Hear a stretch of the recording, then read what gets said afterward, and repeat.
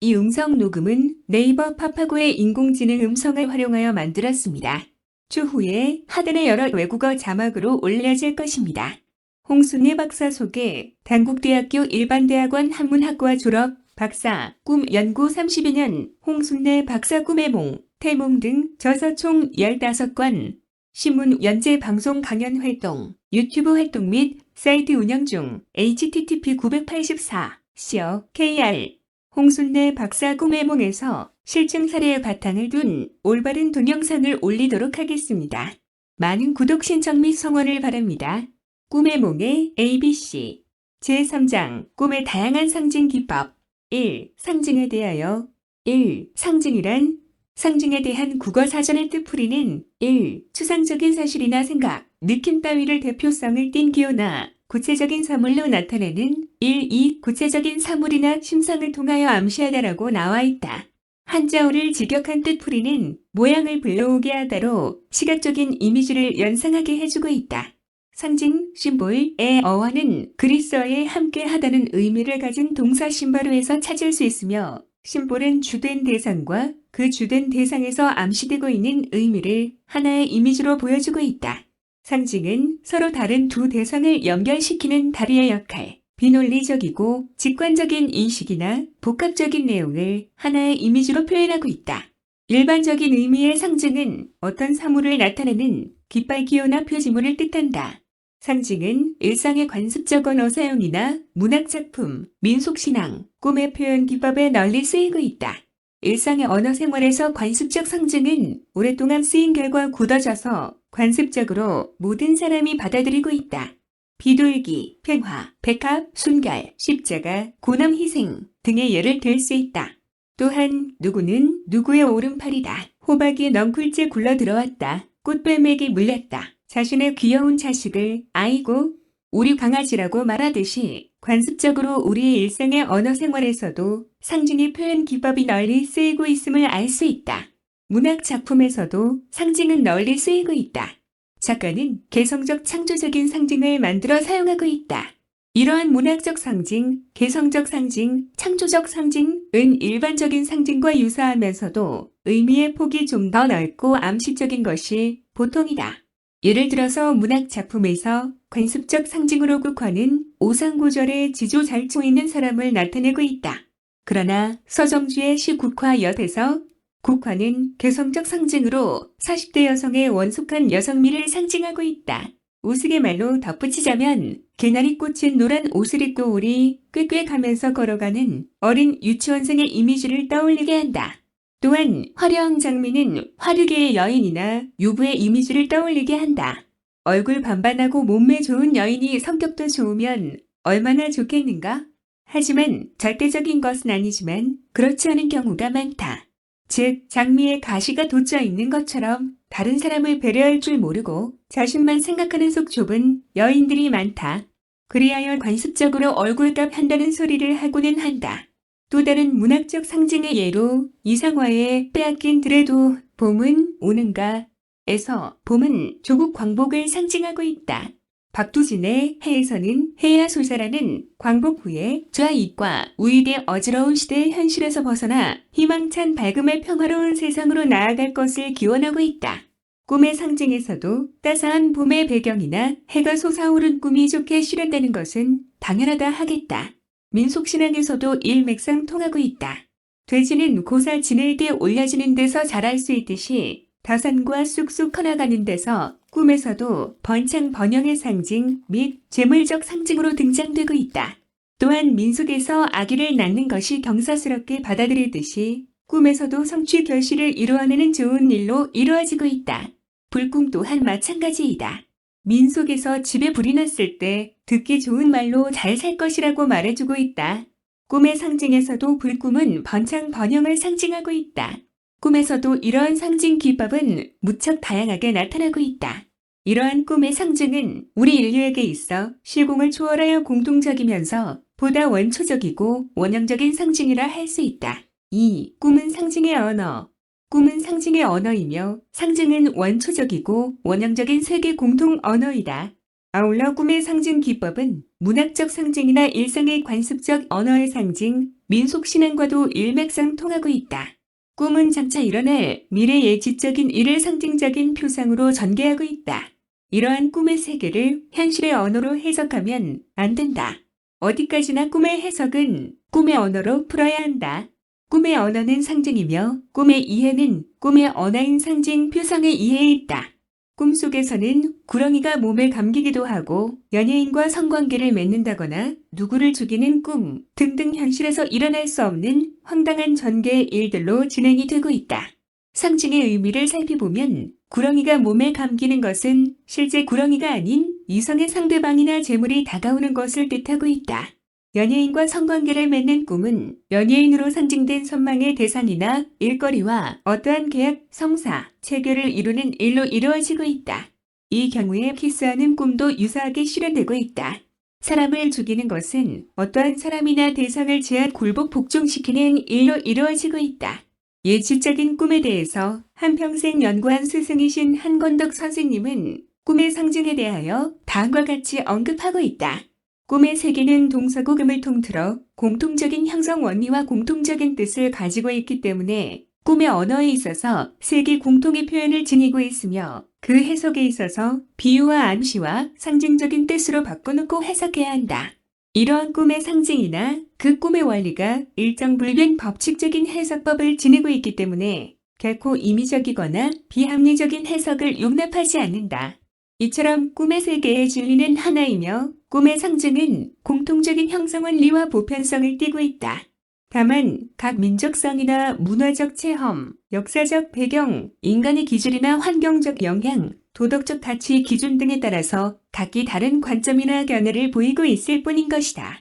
꿈에 있어서 상징에 대하여 프로이트는 그의 정신분석 입문에서 꿈에 있어서 상징성의 소절로 분리하여 10번째 강의로 설명하고 있음을 볼 때 꿈의 표현에서 상징의 의미가 얼마나 중요한 것인지를 보여주고 있다. 하지만 꿈에 나타나는 상징을 성의 상징에 치중하고 있으며 상징적 의미에 천착이 있어 환자의 심리 상태 분석이라는 정신분석학적 차원의 중점을 둔 서술이기에 보편적 문학적 상징 차원의 접근 방식과 차별성이 존재하고 있다. 카를 구스타프 융 또한 다양하게 전개되고 있는 상징이해의 중요성을 다음과 같이 언급하고 있다. 꿈과 상징의 해석은 지성을 필요로 하며 상상과 직관 또한 우리들의 상징이해에 필수적인 것이다. 나는 자연의 상징을 연구하는데 반세기 이상을 보내왔다. 그리하여 나는 꿈과 그 상징들이 결코 어리석거나 무의미한 것이 아니라는 결론에 도달하였다. 오히려 꿈은 그 상징을 이해하려는 노력을 아끼지 않은 사람들에게는 가장 흥미진진한 정보를 제공한다. 카를 구스타프 융현, 인간과 무의식의 상징, 진문당 1983, pp 92에서 105. 존 A. 샌포드 역시 꿈이 상징의 언어로 되어 있으며 이러한 상징 언어의 이해가 있어야 꿈을 올바르게 이해할 수 있다고 말하고 있으며 다음과 같이 언급하고 있다. 꿈은 상징을 통해 이야기한다. 전 세계적으로 모든 역사를 통하여 볼 때 인간은 언제나 꿈을 꾸어왔다. 물론 여러 가지 다른 언어들이 있지만 꿈은 상징을 통해 그것 자체를 생각하고 표현하는 일반적인 언어를 가지고 있다. 이 상징적인 언어는 모든 의식적인 언어의 장벽을 초월한다. 그 상징은 두 가지의 근원에서 비롯된다. 그 하나는 인간의 개인적인 경험이며 또 하나는 모든 인간에게 공통된 또 다른 근원을 생각하지 않으면 이해할 수 없는 상징들이 있다. 땅, 흰 것, 정사각형 등이 인간에게 수세기 동안 무엇을 의미해 왔는지를 이해해야 꿈속에서 나타나는 이러한 상징들의 의미를 알 수 있다. 그래서 융은 그것을 집단 무의식이라고 명명했다. 존 A. 샌포드, 꿈, 하나님의 잊혀진 언어, 정태기역. 존 프리만 또한 무의식의 언어와 내용은 상징이고 의사소통의 수단은 꿈이다. 라고 하여 꿈에 있어서 상징의 중요성을 역설하고 있다. 레온 엘티먼 역시 그의 성, 꿈, 정신분석, 애꿈 이론의 간략한 개관에서 상징의 중요성을 언급하고 있다. 상징이 꿈뿐만이 아니라 일상생활과 문학, 예술, 종교, 민속학, 신화 등에서 다양하게 적용되어 왔지만 꿈의 해석에 상징의 원리를 도입하는 것에 대하여 신뢰를 얻지 못하고 있음을 밝히고 있다. 3. 꿈의 언어, 관습적인 언어, 토속적 민간신앙, 문학적 상징. 꿈의 언어인 상징의 세계는 우리가 쓰는 현실에서의 관습적인 언어 및 문학적 상징의 언어와도 일맥상통하게 전개되고 있다. 또한 우리의 토속적 민속신앙과도 그대로 관련되고 있다. 예를 들어 구렁이는 사람을 상징한다. 처녀의 몸에 구렁이가 감기는 꿈은 상징적인 미래예지 꿈으로 구렁이로 상징된 남자가 구애나 접근을 해올 것을 뜻하고 있다. 가임야건에서는 태몽 표상으로 등장하기도 한다. 이러한 꿈의 상징 기법을 원용하여 TV 드라마나 영화에서 구렁이가 몸에 감아드는 장면을 보여줌으로써 장차 애인이 생기게 되거나 태몽으로 실현될 것을 암시하고 있기도 하다. 또 다른 예로 독일에서 만든 성추행 예방 동영상을 살펴본다. 보기만 해도 끔찍한 구렁이가 여자아이를 휘감는다. 구렁이는 사람의 피부 빛을 띠고 남자 성기처럼 생겼다. 구렁이는 여자아이의 몸을 껴안고 평생 떠나지 않는다. 여자아이가 나중에 죽어서 관 속에 들어간 뒤에야 구렁이는 스르르 빠져나간다. 이는 어릴 때 당한 성추행이 얼마나 치유하기 힘든지 성기 모양의 구렁이를 등장시켜 못된 남자가 성추행하는 것을 상징적인 동영상으로 제작하여 보여주고 있다. 이것을 볼 때 꿈의 상징 기법은 동서양을 막론하고 나아가 고금의 시대를 초월하여 보편적으로 원용되어 왔음을 알 수 있겠다. 한편 우리의 민속 신앙에서도 상서병으로 원통하게 죽은 혼이 변하여 사랑하던 사람의 몸에 붙어 다닌다고 하는 상서뱀 전설이 내려오고 있다. 사람이 한을 품고 죽을 경우에 뱀이나 구렁이로 변한다는 토속 신앙으로 받아들여져 왔다.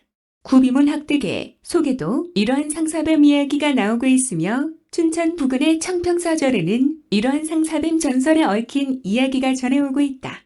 또한 이러한 민속 신앙을 문학 작품에 원용하기도 한다.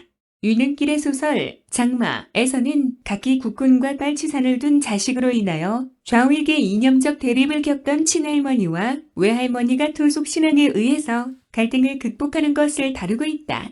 구렁이가 집에 들어온 것을 보고 빨치산이었던 아들이 한을 품고 죽어 환생하여 찾아온 것으로 여기고 기절한 친할머니 이를 침착하게 수습하여 구렁이를 달래보내는 외할머니의 행위를 통해 이념적 갈등과 대립을 토속적 민속 신앙에 의해 극복해가는 이야기를 어린이 화자인 동만의 시점으로 서술하고 있다.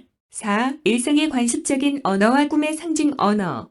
관습적인 언어와 꿈의 상징 표현이 일맥상통하고 있음을 여러 사례를 들어서 살펴본다. 1. 야, 이 자식 너 옷 벗고 싶어. 직장 상사가 부하 직원에게 야, 이 자식 너 옷 벗고 싶어라고 말할 때 단순한 옷이 아닌 너 직장 그만두게 해줄까의 뜻으로 쓰이고 있다. 꿈의 상징에 있어서 옷을 잃어버리는 꿈을 꾼 후에 실직하고 있다. 2. 재수없게 꽃뱀에 물렸어. 꽃뱀은 남자를 성적으로 유혹하여 금품을 우려내는 여자를 속되게 이르는 말로써 뱀에 물리는 꿈을 꾼 후에 현실에서 여자의 유혹에 빠져 경제적 손실을 보는 일로 이루어지고 있다. 3. 누구는 누구의 오른팔이다. 누구는 누구의 신복이다. 팔이 잘리는 꿈을 꾼 후에 자신의 부하 직원이 사고를 당하거나 자신에게서 떠나는 일로 이루어지고 있다. 4. 너 죽여버린다. 너 죽을래. 현실에서 상대방을 완전히 굴복시키고자 하는 경우 쓰이고 있다. 꿈의 상징적 의미에서도 죽이는 것은 제압, 굴복, 복종시킴을 뜻하고 있다. 5. 바지씨 잘 지내니? 이성의 남자친구를 속되게 이르는 말로써 바지가 찢어지는 꿈은 사귀던 남자친구와 이별하는 일로 이루어지고 있다. 6. 고무신 거꾸로 신다. 여자가 변심했을 때 쓰는 말로써 꿈의 상징적 의미에서도 신발은 의지하는 사람이나 직장을 상징하고 있으며 신발을 잃어버리는 꿈을 꾸는 경우에 실현이나 실직으로 실현되고 있다. 7. 애고, 우리 강아지. 부모가 어린 자식이 귀여울 때 쓰는 말로 실제로 꿈속에서 강아지나 고양이 등이 사람이나 이성의 상대방을 상징하는 표상물로 등장하고 있다. 8. 호박이 넝쿨째 굴러 들어왔다. 재물이나 좋은 일이 일어날 때 쓰는 말로 꿈에서도 호박이 달린 것을 보는 꿈은 뜻밖의 재물 획득으로 이루어지고 있다. 9. 오늘 자식들 밥벌이 잘했습니까? 증권 해설자가 주식 시황을 설명하면서 투자자들이 매수한 주식에서 수익이 많이 났는지를 모를 때 하는 말이다. 꿈에서도 자식의 상징은 실제의 자식이 아닌 애착이 가는 대상이나 일거리를 뜻하고 있다. 자식의 머리가 깨지는 꿈이 매수한 주식에서 엄청난 손실을 입거나 승용차가 파손되는 일로 실현된 사례가 있다. 5. 문학적 상징과 꿈의 상징 언어. 비유에서 음유법은 둘 사이의 유사성을 바탕으로 하며 원관념과 보조관념이 같이 등장한다. 그러나 상징은 비유와 달리 원관념을 드러내지 않으면서 1대의 여러 가지 해석이 가능하다. 예를 들어 내 마음은 호수여는 내 마음은 호수같이 넓고 맑고 깨끗하고 잔잔하다는 뜻으로 원관념인 마음과 보조관념인 호수가 동시에 드러나고 있다. 그러나 상징에서는 호수만 등장하고 있기에 은유보다 암시와 함축성이 담겨 있으며 더욱 고차적인 해석 능력과 유추 능력을 필요로 한다. 박부진의 시 해를 예로 살펴본다. 해야 소사라는 일제 때 쓰인 시가 아니다.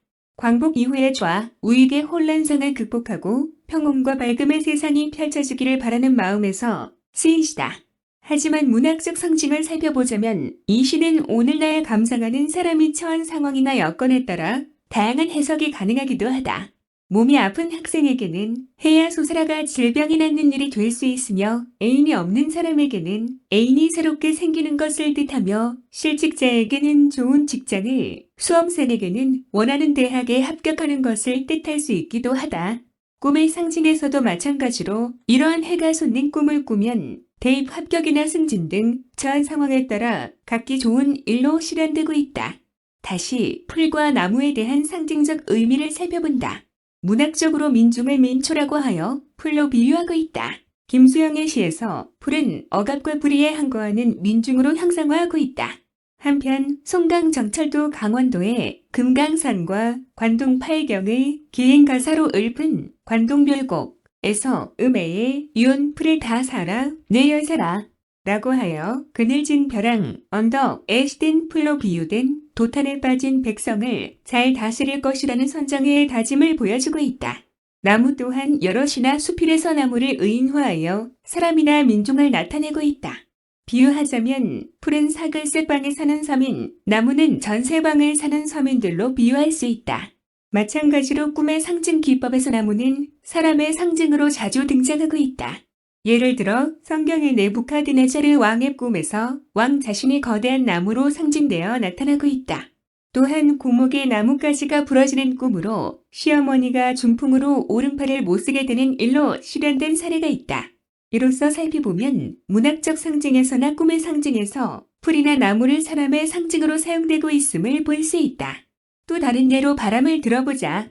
바람은 문학적 상징으로 다양하게 쓰이고 있지만 주로 실현과 고난의 상징으로 쓰이고 있다.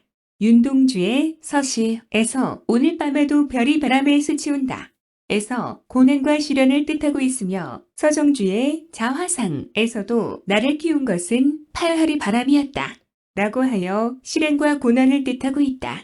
한편 바람이 군자의 덕을 상징하는 의미로 쓰일 수도 있다. 노너 안현편의 군자의 덕에 소인배들이 감화되는 것을 바람이 불어 풀이 눕게 되는 것으로 비유하여 말하고 있다. 그런가 하면 바람은 불경에 나오는 무소의 불처럼 혼자서 가라. 그물에 매이지 않는 바람과 같이 해서 자유로움을 비유하기도 한다. 이와 마찬가지로 꿈에서도 바람의 상징은 다양하게 나타나고 있지만 대부분은 고난과 시련의 상징으로 사용되고 있다. 하지만 꿈의 상징에서도 마찬가지로 꽃이 화려하게 피어있는 언덕 위에서 상쾌하게 불어오는 바람의 상징적 의미가 나쁜 일로 실현되지는 않을 것이다. 특히 문학 작품 중에서도 이야기 전개에서 사형식의 소설보다는 압축된 말로 표현하는 시에 있어서 비유와 상징이 주요 기법으로 사용되고 있다. 마찬가지로 압축된 무대 장면으로 펼쳐지는 꿈의 세계에 있어서는 꿈의 언어인 상징이 주요한 기법으로 동원되고 있다. 꿈에서는 상징의 세계를 드러내기 위하여 동물이나 산신령, 귀신을 등장시키기도 하며 기타 현실에서는 일어날 수 없는 황당한 전개의 역설적인 표상으로 상징성을 드러내고 있다. 또한 꿈속의 배경적 요소도 소설에서의 배경의 역할과 일맥상통하게 전개되고 있다. 한진권의 소설 운수 좋은 날, 은 새침하게 흐린 품이 눈이 올 듯하더니 눈은 아니오고 얼다가 만 비가 추적추적 내리었다라는 암울한 배경으로 시작하고 있다. 이런 복선으로 아내의 비극적인 죽음을 암시해주고 있다. 이처럼 소설에서 암울하고 음산한 배경의 이미지가 주인공의 불행 등으로 이어지고 있다. 마찬가지로 태몽 등에서 음울한 전개의 꿈이나 암울한 날씨의 배경은 장차 태어날 아이가 유산이나 여자료로 실현되거나 인생길에서 불운한 여건이나 상황에 처하게 될 것임을 상징하고 있다. 한편 선인들이 꿈속에서 시를 짓는 몽중시에 있어서도 암울한 시적 전개는 국가적 변란이나 죽음 예지, 좌절의 꿈으로 실현되고 있다. 이러한 꿈의 상징에도 다양한 기법이 동원되고 있다. 계시적 성격의 꿈을 비롯하여 특이하게는 꿈속에서 한자가 나타나거나 상징적 의미를 한자로 파자하여 풀이하는 파자의 몽도 있다. 그리하여 우리가 꾼 꿈에 대하여 생생하게 기억하게 해주며 상징적 의미에 대하여 궁금증을 지니게 하여 장차 꿈의 실현에 대하여 지속적인 관심을 지니게 해주고 있다.